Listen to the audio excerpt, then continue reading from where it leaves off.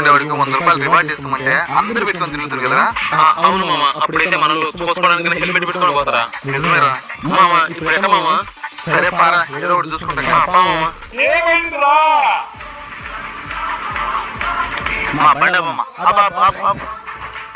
Helmet ఏదమ్మా, licence ఏది? ఏందిరా మీది వస్తాను? బాయా చిలిపి బాయా, పాయే పోదాం. పోండి.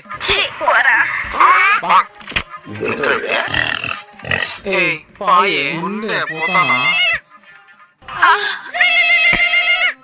హలో ఎప్పుడు బయట అడగ